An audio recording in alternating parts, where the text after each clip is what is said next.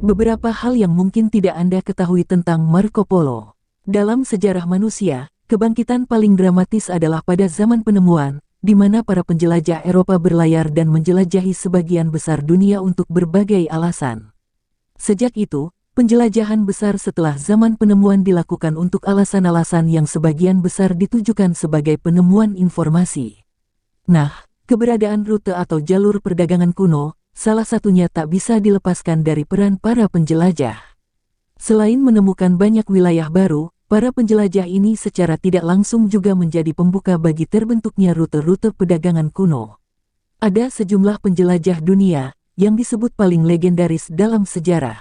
Salah satunya adalah Marco Polo. Fakta unik yang mungkin tidak diketahui dunia tentang Marco Polo akan kita bahas dalam dua part. Dan ini part pertama. 1. Catatan perjalanan terkenal Marco Polo ditulis di penjara.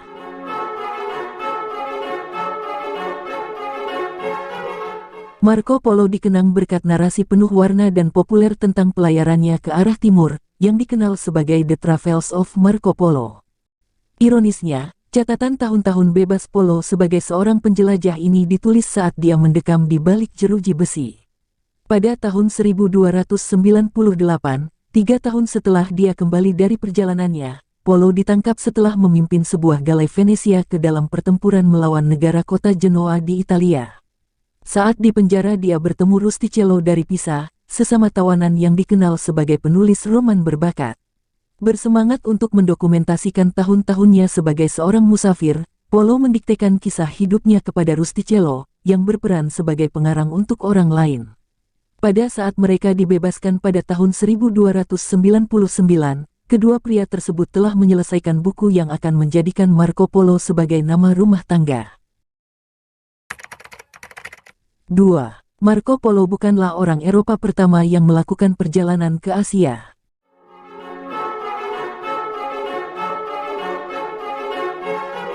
Marco Polo mungkin merupakan pengembara timur jauh yang paling terkenal, tetapi dia jelas bukan yang pertama.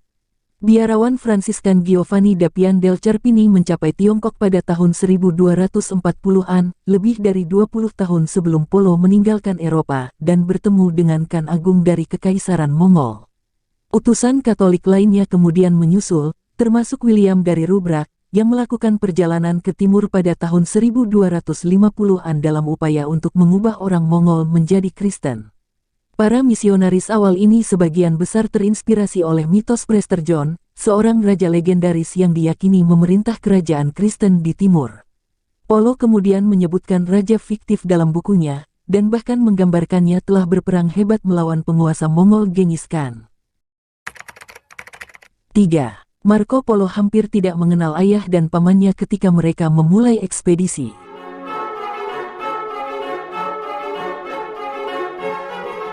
Beberapa bulan sebelum Marco Polo lahir pada tahun 1254, ayahnya Niccolo dan pamannya Maffeo meninggalkan Italia dalam perjalanan dagang ke Asia. Saudara-saudara kembali ke Venesia pada tahun 1269, dan baru pada saat itulah Marco yang berusia 15 tahun akhirnya bertemu dengan Niccolo, ayah yang tidak pernah dia ketahui. Meskipun pada dasarnya dia adalah orang asing bagi Polo yang lebih tua, Marco bergabung dengan mereka ketika mereka pergi dalam perjalanan kedua mereka yang lebih luas pada tahun 1271. Meskipun mereka awalnya hanya merencanakan tinggal sebentar di timur jauh, ketiga pria itu akhirnya akan melakukan perjalanan Asia bersama selama lebih dari 20 tahun. 4. Marco Polo menghabiskan sebagian besar perjalanannya sebagai utusan penguasa Mongol Kubilai Khan.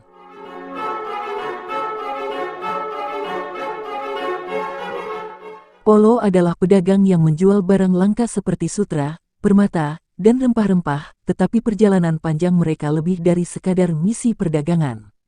Marco, Maffeo dan Niccolo juga dipekerjakan sebagai utusan Kaisar Mongol Kubilai Khan, yang pernah ditemui dan berteman dengan Polos yang lebih tua dalam perjalanan sebelumnya ke timur. Marco muda akan menjalin ikatan yang sangat kuat dengan Khan Agung, yang kemudian mengirimnya ke Cina dan Asia Tenggara sebagai pemungut pajak dan utusan khusus. Kepercayaan dan perlindungan Kublai Khan memungkinkan Polo untuk bergerak bebas di dalam perbatasan Kekaisaran Mongol. Marco bahkan diberi Paiza, sebuah tablet emas yang memberinya wewenang untuk menggunakan jaringan kuda dan penginapan kekaisaran yang luas. Berkat paspor resmi ini, Polo melakukan perjalanan melalui Asia tidak hanya sebagai pedagang pengembara, tetapi juga sebagai tamu terhormat Khan Agung sendiri.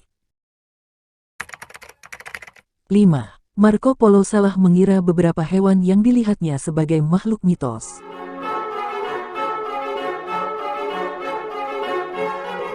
Naskah awal abad ke-15 yang mengilustrasikan kisah penjelajah Venesia, Marco Polo, tentang pria berkepala anjing dari Pulau Agaman, Teluk Benggala. Setelah kembali dari Asia, Marco Polo secara menyeluruh mendokumentasikan pertemuannya dengan hewan asing seperti gajah, monyet, dan buaya. Dia menggambarkan yang terakhir, misalnya, sebagai ular raksasa bercakar tajam yang dapat menelan manusia pada satu waktu. Tetapi para pelancong sering mengacaukan fauna aneh ini dengan makhluk dari mitos dan legenda. Salah satu orang Eropa pertama yang melihat sekilas badak Asia, Polo mengira binatang bertanduk itu adalah unicorn. 6. Marco Polo termasuk orang Eropa pertama yang menggambarkan banyak teknologi canggih yang ditemukan di China.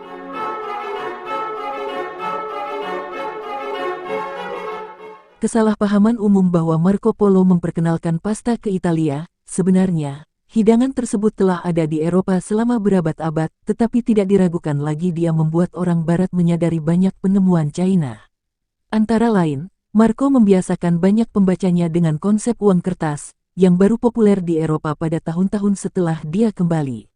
Polo juga mendeskripsikan batu bara tidak banyak digunakan di Eropa hingga abad ke-18 dan bahkan mungkin telah memperkenalkan kacamata ke barat.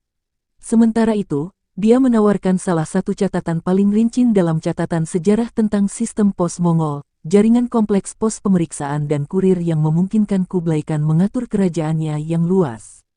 Nah, itulah beberapa hal tentang Marco Polo, penjelajah dunia paling legendaris di dunia. Nantikan fakta lainnya tentang Marco Polo di video selanjutnya.